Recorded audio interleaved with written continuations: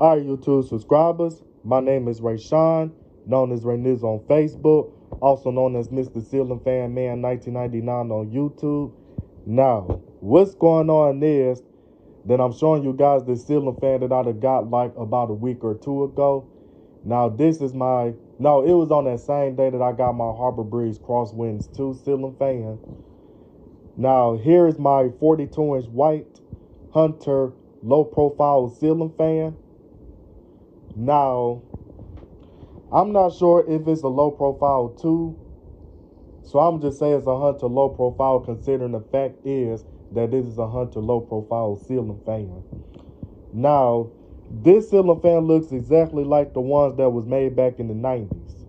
So before I go a little bit further into the details about it, now I got the ceiling fan from my neighbor that gave me the Harbor Breeze Crosswinds 2 ceiling fan. Now, when I got the ceiling fan was all dirty and the ceiling fan was all yellowed. And then as you can see, when I got this fan, it came with this antique brass light fixture. Now, the antique brass light fixture had a broken pull chain switch, and the socket on the fan had burnt wires and all that stuff. So the wiring on the light kit socket was starting to get frail, which really mean that it was falling apart. So I just went on to change the whole socket out and put a whole different socket onto this light kit just so the light kit can be usable. And the pull chain switch I put on this light kit, this actually came off of that 4-arm light kit excuse me for the stuttering. Now, that pull chain switch I put right here, that's actually the pull chain switch that went to that 4-arm light kit that's on my 52-inch polished brass Hampton Bay Landmark ceiling fan.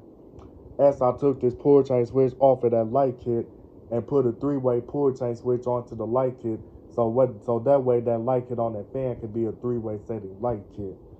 So therefore I kept this chain and I decided to use it to fix up this light kit. And as you can see that I use that wire crimp and all that stuff.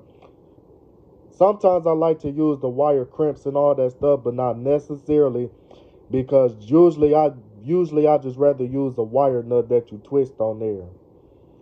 But sometimes the wire crimps do help and sometimes it don't. So other than that, and then when I got this fan, it did not come with any pull chain extensions with dependents on there. Now this pull chain extension right here, now this the pull chain extension that was really long, but I cut this pull chain extension in half, and then I put the other pull chain extension on. I don't know what I did with the other half and all that stuff, but I cut this in half, and when I cut this thing in half, what I did was that I put this pendant on here. Now this pendant actually went to the pull chain that goes to the Space Dome light kit that I bought for this fan, which is something that I kind of don't feel like showing right now, but I can always show you that light kit at the beginning. I can always show you that light kit anytime.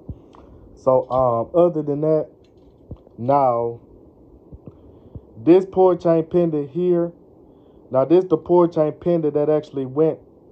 Yeah, now this pull chain looks just like the one that's on my father's Furio ceiling fan, but that's not the pull chain pendant that goes to that fan.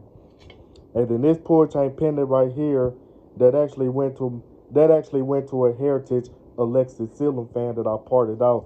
The Heritage ceiling fan, and the model name for that Heritage ceiling fan was called Alexis. And then other than that, I'm about to go on to tell something else on what else I forgot to tell you. Now, the switch cap that you see on this fan, I'm going to show you exactly what the switch cap look like. That's exactly what the switch cap look like. The switch cap that this light kit attached to, it looked just like that. Now, when somebody had this fan, what they did was that they drilled a hole in the center of the switch cap that looked just like this. They drilled a hole in the center of the switch cap, so that way they'll be able to put this light kit onto the fan. Now, I kind of don't even like that they did that, but then again, I really don't care, because this switch cap right here, I ordered this switch cap off of eBay just for this fan. So other than that, so I'm not really worried about all that anyway. So other than that, but I'ma still keep this switch cap just in case if I find a different like it I like to put on this fan and stuff, then that switch cap will become handy. So other than that, I'm about to go on and show you the evidence that the ceiling fan is fine on the electrical side of things. As you can see, the motor actually worked and the light kit worked. And then I forgot to show you that excuse me for the brain farts. I also forgot to mention that it has 4 reversible blades. One side is bleached oak and the other side is white, but the white side of the blades was pretty yellow. So I tried using bleach and all that stuff and Fabuloso to wipe it down to get it to come out as white as I could get it to come out. But it's not even coming out all the way white, so I ain't going to even worry about that stuff. But I'm going to try to see if it's something else that I could do to get the blades to come out white. Otherwise, oh, dang it, I'd have tapped the light bulb. Otherwise, I might have to spray paint the white side of the blades white just to make it white. But if I do spray paint it white, that's going to make the blades whiter than how it is and stuff. And that's going to give me the feeling that I might as well just paint the whole fan white. So, other than that, I'm about to go on and tell you the information about this fan. Now, this ceiling fan was made in Thailand back on the 13th week of 2001. And this ceiling fan was manufactured by CEI, which stands for Composites Industries. Now, this fan, it does not have a file number because Hunter never used the file numbers, but if it did have a file number, the file number would have either been EA9510CE or EA9510 or EA9510C. If the ceiling fan would have had a file number. So other than that, and I also forgot to tell you that this fan also uses a white motor, because the ones that's from the 90s that's a clone of this would have used a black motor instead of a white motor. So other than that, and then the light kit that's anti-brass, the light kit is dated August of 1995. That's the date for the light kit. So the light kit is older than the fan. So other than that, I just left the light kit on here just so I could show you the evidence of that's how the fan, show you the evidence that that's what came with the fan. So other than that, I'm about to go on and get off this video. And before that, I'm about to show you that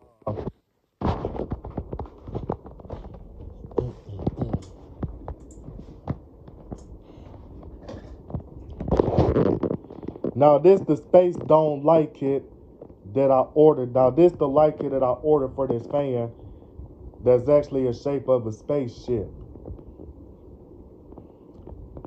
Yeah, so and then after that, so the next thing is, when I was trying to get this thing to utilize that stuff, I had to make 2 of these holes and stuff, so that way, if I wanted to screw the switch cap onto the fan, then I would have to just twist this onto the switch cap, bolt it down and all that stuff, and then so that way, like if I'm sticking a screwdriver out, I'll be able to screw the thing onto the I'll be able to screw the switch cap onto the thing while this is right here. So other than that, so one of these days or whenever I get a chance or get around to it, I'm gonna do a video of the ceiling fan shown with the light kit that's on the fan, and then I can show a video of the ceiling fan with the spaceship light kit, and then after that, and then I'm gonna show you the video of the ceiling fan shown without the light kit, like shown with just the blank switch cap.